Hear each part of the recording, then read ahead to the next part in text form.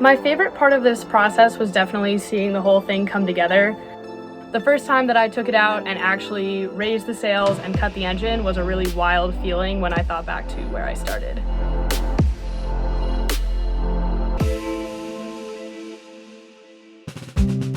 I'm Kelsey, and I restored a 30-foot steel sailboat last year to live aboard and go cruising.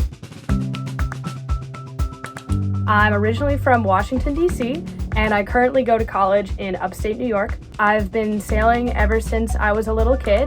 When COVID hit, I was sent home from school, and I decided to use the time at home to restore a boat of my own.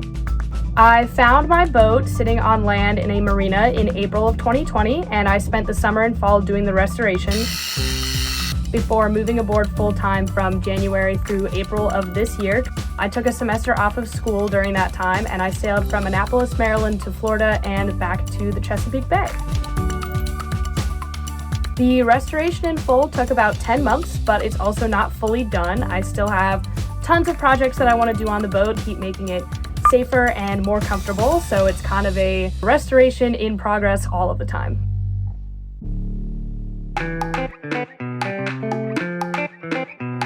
So this is the main cabin of the boat, and on this side I have my galley, which is the kitchen. This is my stove. It runs off of alcohol, which is nice because you can get that almost anywhere. My dishes fit into this rack, which is really nice. They don't go flying around and breaking. I've got my sink here.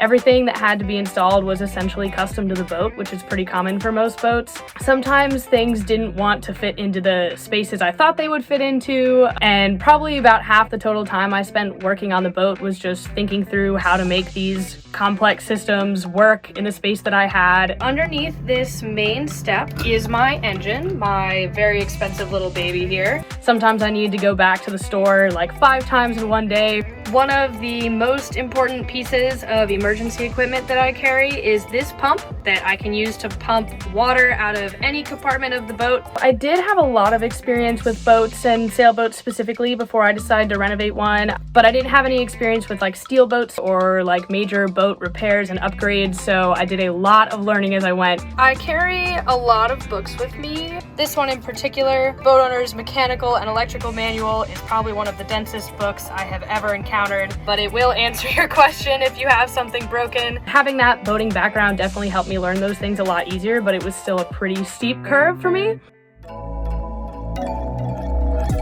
There are definitely a lot of pretty unusual things about living on a sailboat, especially a small one like mine. But one that sticks out to me in particular is definitely that the weather really affects how comfortable I am. Like if it's really windy, I have to take extra measures so that I don't slam into the dock all night while I'm trying to sleep. Very underrated piece of equipment for anyone living on a boat is a solid scented candle. This boat can definitely get a bit musty. Everything about the living space is affected by the fact that it's a sailboat first and foremost and not a house.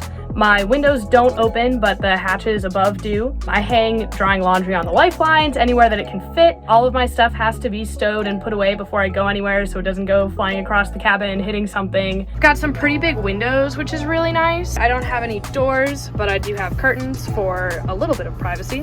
This is my closet. Keep a decent amount of my clothes in here. And this is the head, which is just the boat version of a toilet.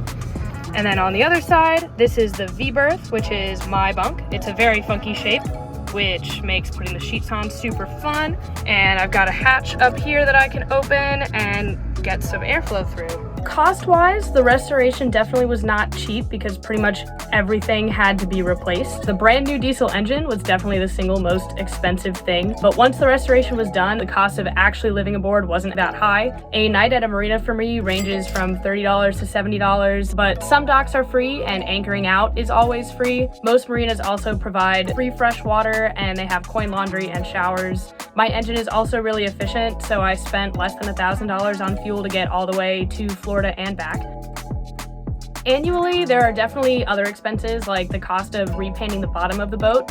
You're supposed to do that about once a year, and for me it costs about $1,000 all in because it includes the price of getting the boat hauled out of the water, all the materials to sand and paint, and then relaunching it.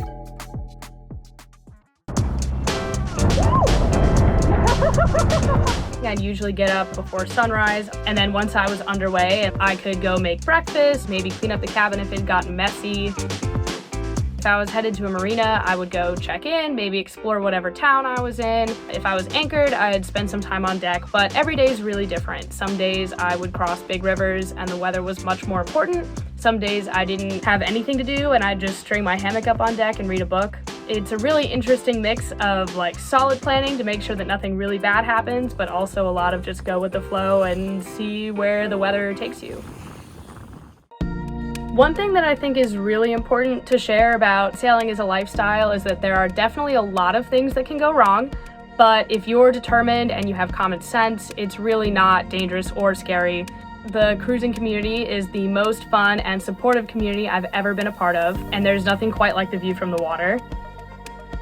If you're thinking about buying a boat, there are definitely a few things to be aware of. People say that a boat is a floating compromise, and that is true in every respect. If it's fast, it's not going to be comfortable, and if it's comfortable, it likely will not be very fast. If there's a big storm coming, you have to make sure everything is secure, even if you're at the dock. If you have a problem while you're underway, you can't just pull over and call roadside assistance.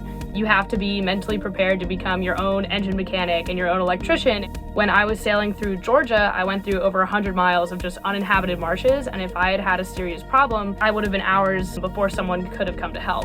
Hi! Hello! This time, I lived aboard for a little under 100 days, and I have to go back to college in the fall. But after I graduate, I definitely anticipate living aboard again at some point, or at least going on some longer trips. Thanks so much for watching. If you want to see more about me and Little Wing, I'm on Instagram at littlewing_sailing. I'm also on TikTok at just Little Wing Sailing. And be sure to subscribe to Bustle below for more videos like this one.